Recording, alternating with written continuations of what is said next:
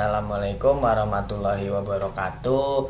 Perkenalkan, nama saya Bagus Pribadi Wahyu Saputra dari program studi Teknik Mesin D3 Universitas Islam 45 Bekasi. Mata kuliah Manajemen Produksi, dosen pengampu Ibu Sukwati Dewi Asrika SEMM. Dan di sini saya akan menjelaskan proses pembuatan pesawat jet tempur. Mari kita saksikan. Check it out. Adalah salah satu negara dengan kekuatan militer terkuat dan tercanggih di dunia. Bukan cuma itu saja, negara ini juga punya alutsista udara yang disegani dunia karena memiliki kekuatan tempur yang sangat gacor. Apalagi kalau bukan pesawat Sukhoi. Tapi sudah pada tahu nggak sih bagaimana proses pembuatan pesawat tempur tersebut ini dibuat? Nah, jika belum, pas banget soalnya dalam segmen kali ini. Auto Populer bakal membahas bagaimana proses pembuatan pesawat tempur Sukhoi. Tonton sampai habis. Sukhoi merupakan sebuah perusahaan pembuatan pesawat tempur milik Rusia yang didirikan di tahun 1939 oleh Pavel Sukhoi. Seiring berjalannya waktu, Biro Desain Sukhoi yang ia dirikan itu kemudian berganti nama menjadi United Aircraft Corporation setelah pemerintah Rusia melakukan merger dengan beberapa perusahaan lainnya.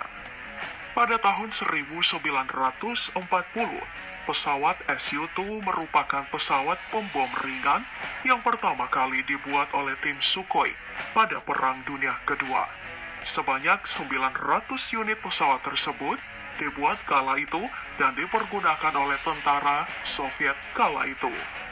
Hingga pada akhirnya, setelah Uni Soviet jatuh, pihak perusahaan telah berhasil mengembangkan jenis jet tempur Sukhoi Su-27 yang kemudian diteruskan hingga memunculkan produk teranyar mereka saat ini, Sukhoi Su-57E.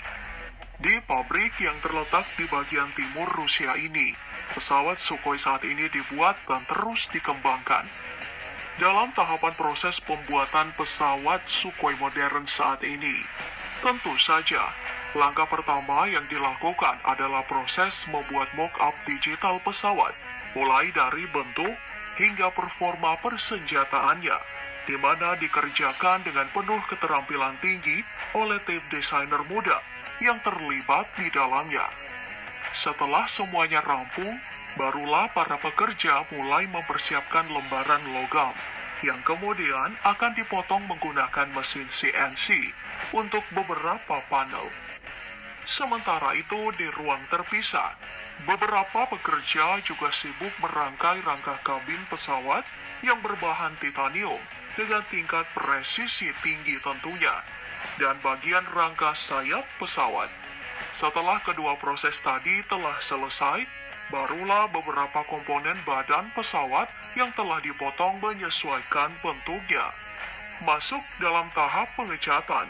Sebelum keseluruhan bagian komponen tadi masuk dalam tahap perakitan untuk memasang seluruh bagian menjadi satu tanpa terkecuali, dengan hasil akhir seperti ini. Kondisi badan pesawat yang sudah mencapai 75% ini lalu masuk pada tahap uji kekuatan, yang dimana tahapan ini sangat perlu dilakukan guna mengetahui layak tidaknya kekuatan kondisi badan pesawat saat mendapat tekanan saat diterbangkan. Jika sudah dianggap memenuhi standar, pesawat Sukhoi akan masuk pada tahapan pemasangan sistem kelistrikan dan seluruh komponen penunjang yang nantinya sangat menunjang segala perangkat yang berada di dalam kokpit pesawat. Tahap selanjutnya yaitu pemasangan komponen utama pesawat, yaitu mesin.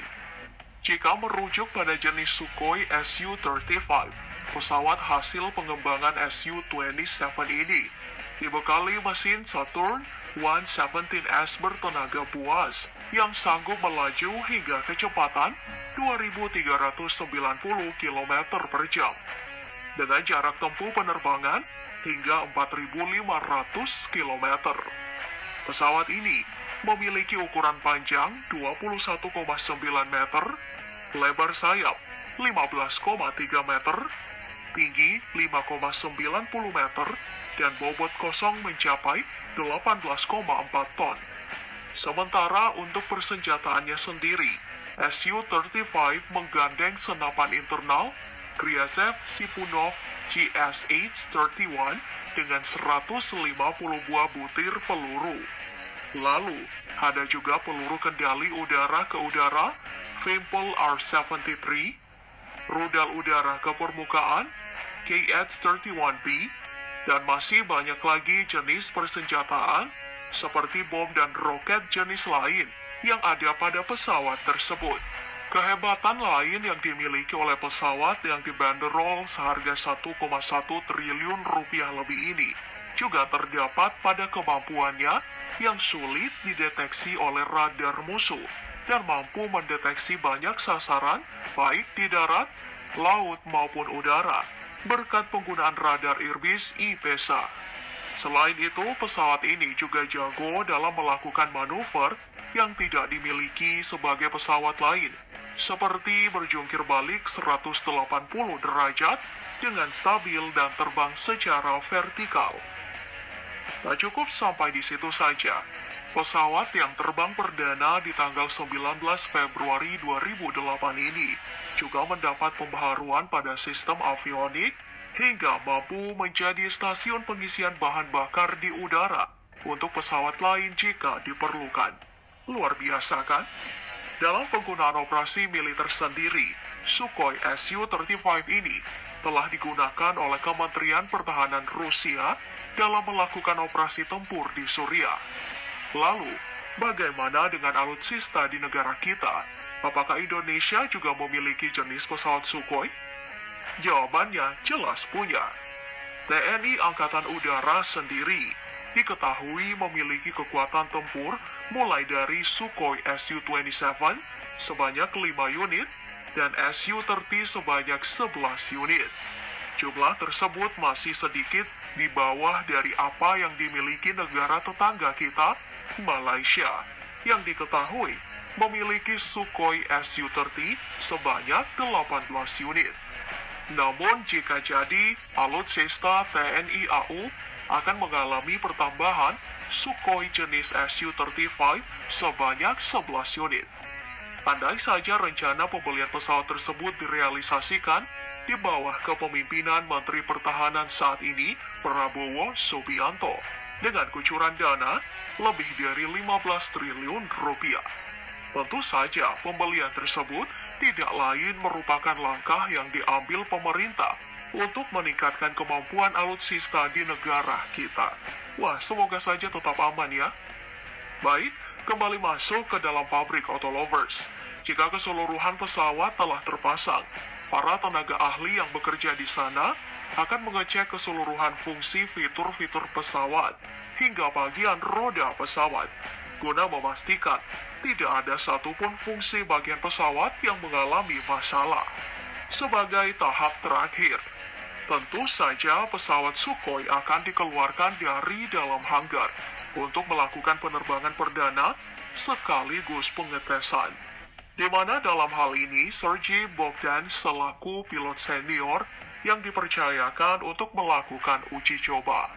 Sebelum proses keseluruhan pengerjaan pesawat dianggap selesai dan telah memenuhi kelayakan sesuai standar yang ditetapkan.